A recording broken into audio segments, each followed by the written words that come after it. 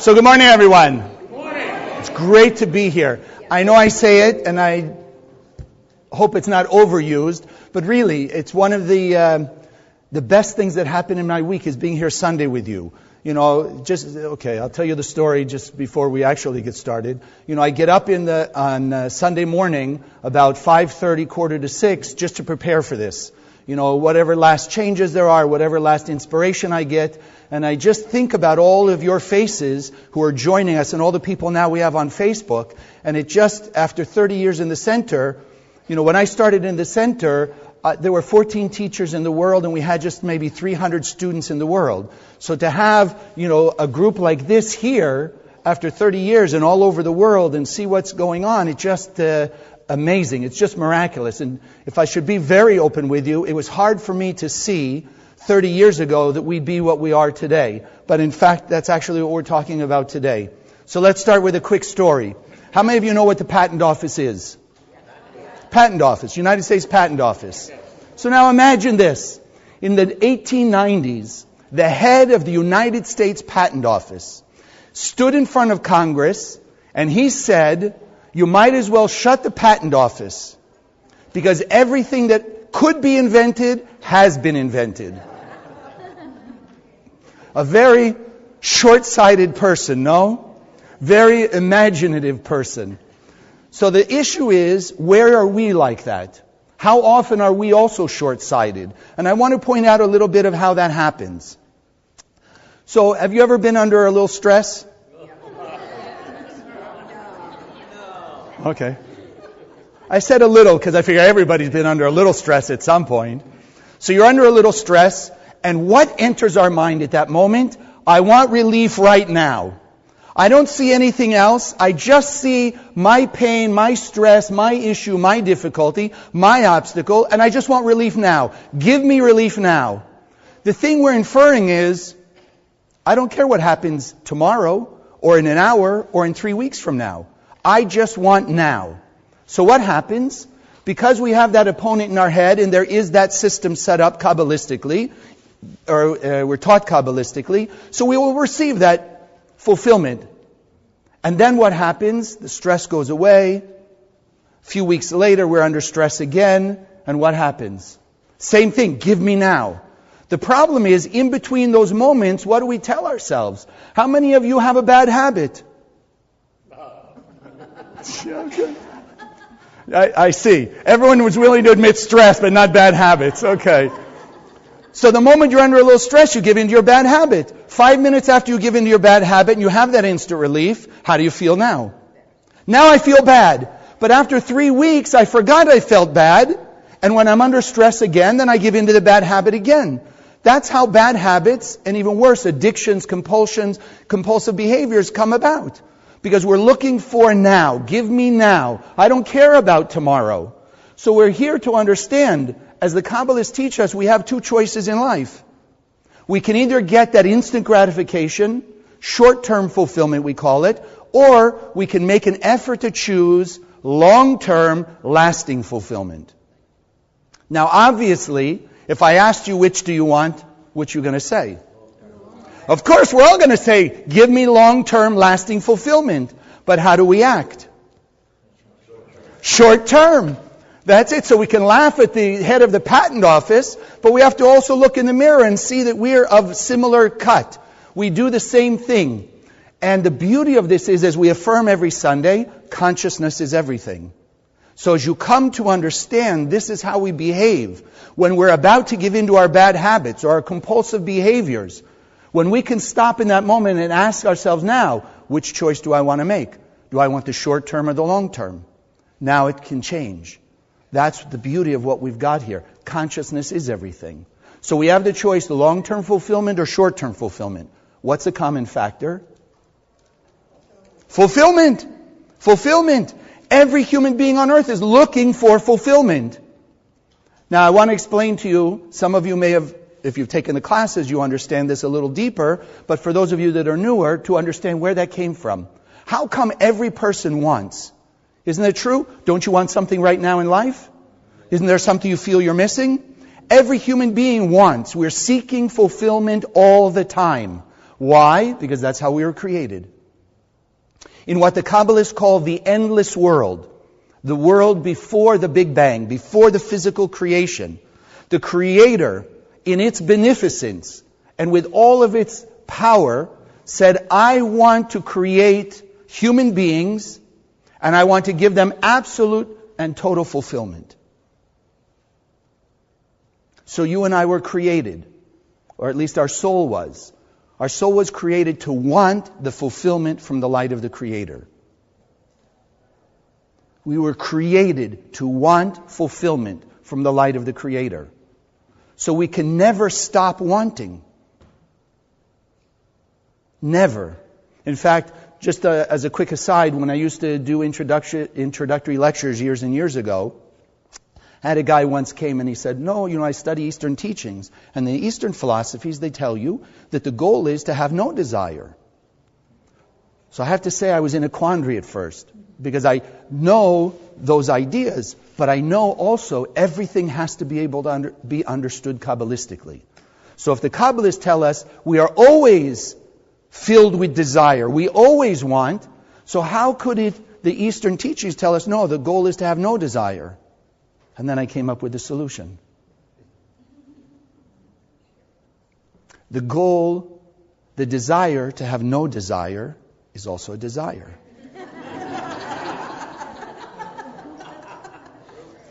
So the key is not about the desire. The key is about what the desire is focused on.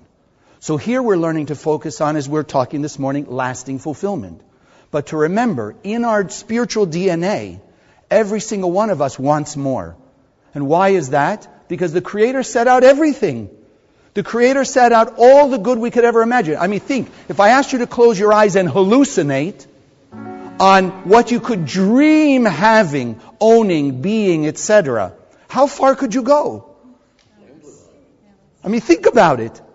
So, if we can imagine it, and we're only sparks of the Creator, so then imagine what the Creator itself has set out for humanity. And this is why we don't need to argue and fight over who has what. Because the Creator set out so much. The Creator is so much that there's enough for us thousands and thousands and thousands of times beyond anything we can imagine. There's more than enough for everybody. So the issue is refocusing our consciousness to want as the Creator has already set out for us. But to have that vision, and not to just give in to when I want right now, give me now. No, that's the part we have to fight. Because we've all had that experience as we just spoke about. I give in to my bad habit, it's great in the minute. 20 minutes later, I'm beating myself up, I have regret, I have anger, I have frustration. Why did I give in to the bad habit again? I mean, if you only do it once, okay, it's not a bad habit. Right? You did it once, you felt the pain, you stopped it. You never do it again. It's not a bad habit. But the fact that we call them bad habits is because we do them again and again and again. And the fact we call them bad means they're not good for us. And I'm not telling you, and I always put this caution in, I'm not telling you to go out and beat people over the head that they should not have the habit that you have. In other words, if you want to quit smoking, but don't go tell everybody else that they also have to quit. It's their choice. Or they have to diet the way you diet or whatever it is. You choose for yourself to define your bad habits. And as you've defined it, it's bad for you. So then you have to change it. Today we're understanding we have that choice. But now, where did it all start? Where did it get started? If the Creator set out all this good and only amazing stuff, then how come we can have our bad habits? How come we can be short-sighted and only want now? So the first layer is, as we came into the physical world, we left the spiritual world, not that it left, but from our point of view it left, and we took on physicality.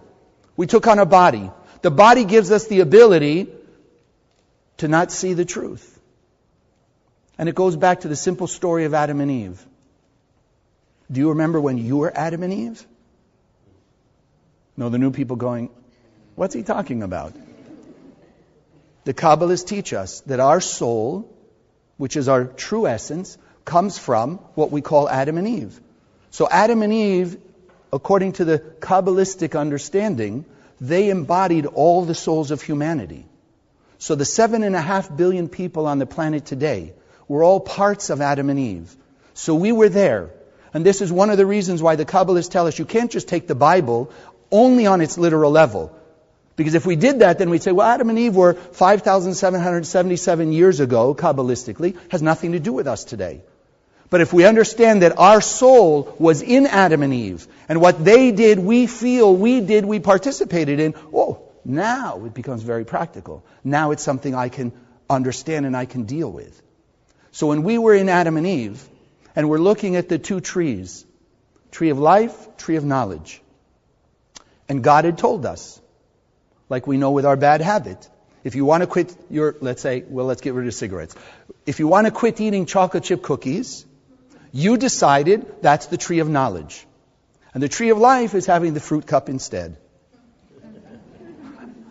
So Adam and Eve, you and me, we're looking at these two. We're looking at the fruit cup. We're looking at the chocolate chip cookie. And in comes this voice in our head that's called the snake, the opponent, the adversary. And what does he put in our head? Read in the Bible. And they saw, eyes, the tree was good for food, pleasing to the eyes, and could make them wise. Taunting our five senses, our physicality. And what did we do? We gave in. And that was the start of short-sightedness. To give me now. I want instant gratification. That's where it all started. So then what is our work? What's our spiritual work? How to overcome that. How to be aware on a daily basis. That's what's happening. I have the choice, long-term fulfillment or short-term fulfillment. And it's up to me. It's not up to anybody else. Because all the paths are set out. The Creator set everything out. It's only covered. And our job is to uncover it. That's why they call them discoveries.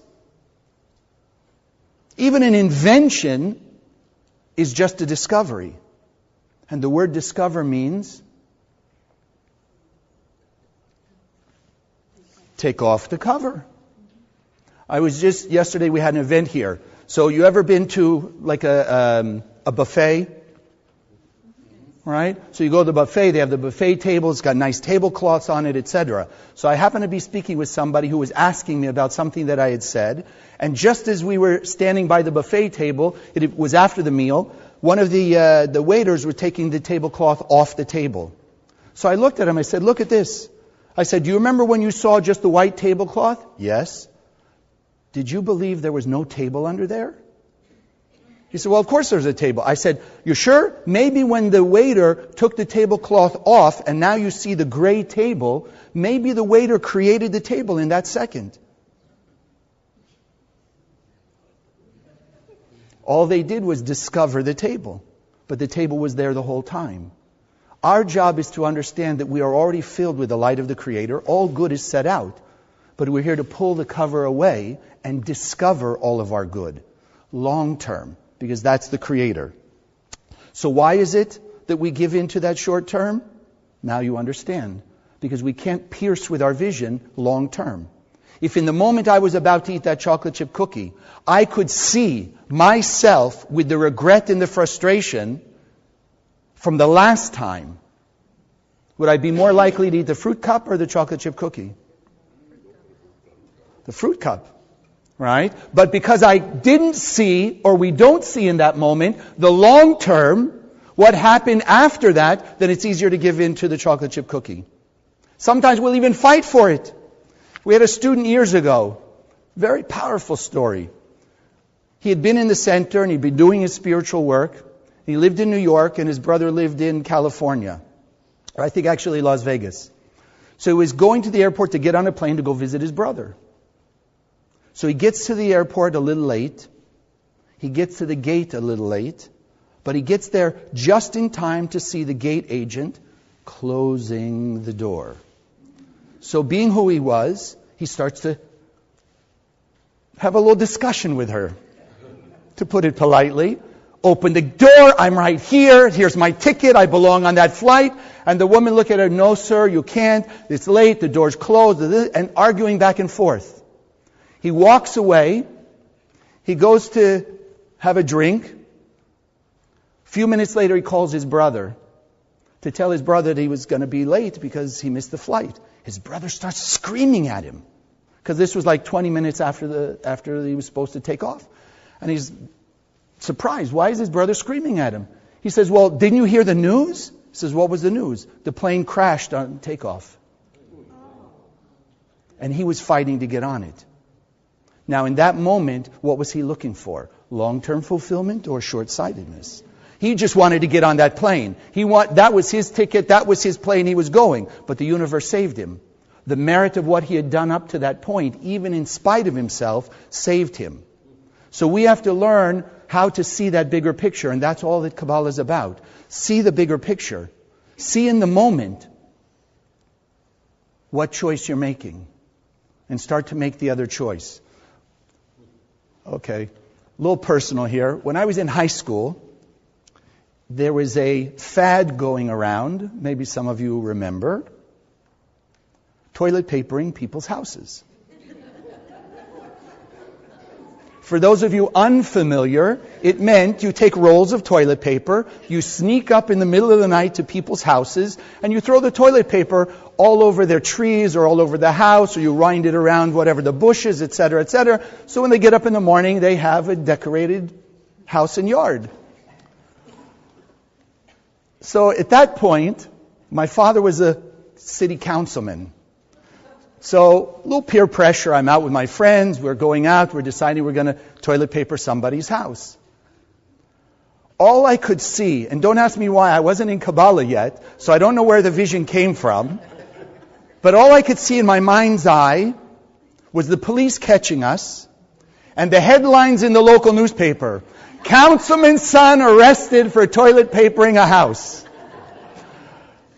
And then I thought, what would my father say? I said, no, maybe not. So I didn't. So I had the good fortune at that point, right, to see the big picture and know, like, what would have happened, if you get my drift. Exactly. So the Kabbalists are teaching us, we have to learn to see in the moment the power of the light force. Because if we see the light in the moment, then it's going to be much easier not to give in to that short-term instant gratification. And so one of the tools that we use, and I know some of you come every week and you look right over the ark here, those Hebrew letters in the middle. It's a phrase, Shiviti Hashem lenegdi tamid. I see the light of the Creator in front of me always. It's a reminder. So from this point forward, every week you'll come, even though you may not remember the Hebrew, but you'll remember what it says. I see the light of the Creator in front of me always. It's another way of awakening the light of our soul, because in that moment when I'm under a little stress, the voice of the opponent in my head and the five-sense illusion is usually a little stronger than the light of the Creator relative to me. And that's why we give in to those bad habits.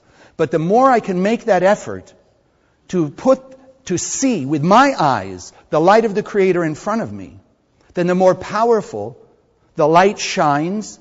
And just like in a tunnel, if you're walking down a long tunnel, the brighter the light, the further you can see, no? If you're only shining the light on the floor here, then all you can see is what's in front of you. So if our eyes are focused only on the now, that's all we're going to see. If our eyes are focused in the five-sense illusion, that's all we're going to see. And for sure we're going to give in to our bad habits. It's not about being good or bad people, it's just the way we're built. But when our eyes can see the long term, and we can see the value of not giving into the bad habit, then we're going to give up the bad habit. Then we're going to change. But it is a fight and it is a struggle. It's not always easy. Because that chocolate chip cookie, it's really tempting. Is it not? Whatever your chocolate chip cookie is. Think about it. What's your bad habit? What do you give into the most? It could even just be screaming and yelling. You feel a little frustrated, so you go home unconscious and you just scream and yell at everything and everyone. And at least for the moment you feel okay. Of course, 10 minutes later you can't understand why your wife, your husband, your boyfriend, girlfriend, the kids or whoever are looking at you all upset at you. What happened? Because you didn't even realize you were screaming and yelling. Think about it. You know how we like to be one up on the other person? You know how your friends like to be one up on the other person? Not us. So this is how arguments get started. Person comes home just like that, frustrated with the day, and they just unconsciously scream and yell. So now in the cosmic scoreboard, it's 1 for the person who walked home. It's 0 for the person who was at home. In their mind. Follow? But the person who screamed, they didn't realize they screamed. So the other person, it's 0 to 1. So what do they have to do to catch up? They have to scream. So they scream at the person who just came home.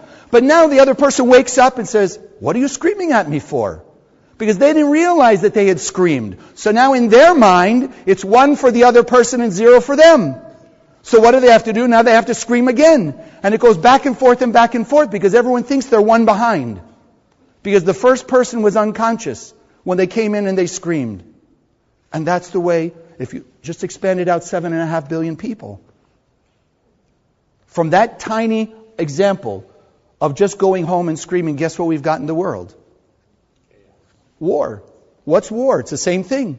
One side thinks the other side has 1 up on them. For whatever reason.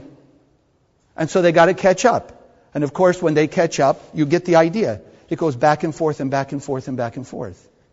So we're here today to learn how we can see the big picture. And it starts with this. Shiviti Hashem lenegdi tamid. I see the light of the Creator in front of me all the time.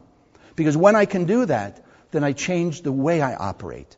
I had a student years ago when I was teaching in LA, had an amazing childhood friend, or so he thought. They grew up together, they moved from the Middle East, they grew up in Iran actually, they came to California, they came to Los Angeles, they started a business, the two of them. Started to grow, expanding, it was great. They reached about $25-30 million in revenue, and guess what happened? The childhood friend, for whatever reason, decided he deserved the whole business and basically stole the business from his childhood friend, who was the student in the center. So at first, the student in the center, of course, he's very upset, and they start to argue back and forth. He starts to fight. And then he remembered a lesson similar to this one. And he stopped. And he realized the only thing that determines his life is what he does. So he decided he was just going to meditate on his friend, what we call sending him light, just wish him well. And then he realized from something he'd learned in the class, if he had a container, if he had a spiritual vessel to achieve $25 million in revenue, his friend could steal the money, but couldn't steal that container, couldn't steal his potential. So he went out and he started his own business, still wishing his other friend well, because he knew that was the nourishment to grow his own business, was not being in the dark, not being envious or angry or upset or hold animosity towards his friend. And guess what happened miraculously? His business grew into the 20s of millions of dollars of revenue, because he was willing to see the big picture. He was willing to see long term. He was willing to fight his desire for that instant gratification and that short-term fulfillment. He was willing to forego it. How many times in our life have people told us we should try things or do things because they, in their eyes, saw our future? Maybe when you're growing up. My father, go back to my father. Why am I thinking? Okay. Yeah, you must be talking to me. Okay. He tried to force me to play the piano because it was good for me. I didn't think so. You know, he said, as you grow up, and those of you who are parents, you're probably hearing yourself the same thing, right? What your parents told you, you're telling your kids, like now I'm telling my kids. So he's telling me, you should play the piano because when you get older, you'll be in social situations, it'll be good, you'll kind of be the center of attention and things like that. It's good, you'll be entertained. I wanted to play the drums. They didn't want that noise in the house. So needless to say, I took a few piano lessons, and I'm admitting it now because they're no longer in the physical world, my parents. the piano was right outside. It was in the den, which was really right around this wall to their bedroom. So I made sure to get up at 6 in the morning before school, and I pounded on that piano, horrible tunes, playing and practicing, until guess what? I got my way, and they stopped my piano lessons. Of course, when I got to college, a few years later, guess what? Probably like you're thinking right now. Yes, my parents told me I should do this, that, or the other thing, and I didn't do it, and now I regret it. So, of course, when I was in my 20s and we had social gatherings and there was a piano, I kept looking at the piano and thinking of my father. Why didn't I listen? So here's history repeating itself. I tell my kids the same thing. You know, you should do this and this and this, and then you try and tell them, I don't know why we're going here. It wasn't planned this way. When they look at you and say, no, I don't want to do that, and I don't think so, I said, look, I'm older. I've been there, done that. You're just starting. Listen to my experience. And then I hear myself look at my parents and say the same thing. They're telling me, we went through that and we did this. That's how it goes. That's how it goes. So today it's up to you and I to change that. We're here to change that cycle. Think of whatever it is in your life, because you all have something. Something that you regret you didn't do, some dream that you have, etc., but also those bad habits, those moments where you give in to that instant gratification. That's why we're here to change. Because this phrase, when I see the light in front of me, what is it really saying? God gave us spiritual vision. God gave us the capability to see long term. Because the Creator sees long term. It sees the big picture. When we can see with eyes of God, when we can see that same big picture, when we can see that same light at the end of the tunnel, as they call it, then we can direct our life towards it. And we can give up on the instant gratification and the short-term fulfillment. Today is the day for each and every one of us to decide, I want to see with my eyes of the Creator. I don't want to give into the five senses, the tree of knowledge, of good and evil. The good habit or the bad habit that feels good in the moment and then turns rotten. I want to be able to overcome that. I want to see the light in front of me all the time, because I want to shine that light out for everybody. Because the more each and every one of us will pull the covers away, that we'll see the light of the Creator everywhere around us, we'll see all of our blessings, and the most important part, we'll take the covers from our eyes of the other person. And we'll start to see the light of the Creator in the other person. With all that's going on in the world, think what would happen if everybody just followed that one secret. If they were just able to use their spiritual vision and look inside the person they don't like right now and start to see the light. I just did, for those who are on Facebook, so I'll share with you also, light is the answer for all the darkness. And as you and I are awakening more and more light inside of us, we don't have the ability to do anything but light behaviors. As we affirm, love, kindness, and compassion. The more we awaken the light in us, the more we're pushed, the more we feel the desire for love, kindness, and compassion. So even when we're thinking of the bad habit, and we can see the light in the moment, what are we going to do? We're going to uncover the good, and we're going to go for the good. So if we spread enough light in the world, and we're shining enough light on Washington and all the places of conflict in the world today, then it doesn't matter even if people had the initial thought they want to do something negative. If we awaken enough light inside them, they have no power to do anything negative. We have the ability to change the world. We have to start opening our spiritual vision when we look in the mirror, first and foremost. And I'd like us, we haven't talked about it, I don't think, in a while. I am a pure and perfect being of light. I would like you to say that. I am a pure and perfect being of light. Louder. So they can hear you in Italy. So they can hear you in the Philippines. One more time. Now let's listen. For all of you on Facebook, yell it real loud. Oh. See, I hear them. Isn't that great? So really, Today is the day we decide, and it's only up to us. It's our choice. Don't force anybody else. It's your choice. God gave us spiritual vision. The more we will use that spiritual vision and we will pull away the covers, we will see the perfection that lies in this world. We will reveal it and other people will start to see it. And pretty soon, everybody will be pulling away the covers. And what will we see? We will discover the peace, the harmony, the love, and the unity that the Creator already set out for each and every one of us. God bless.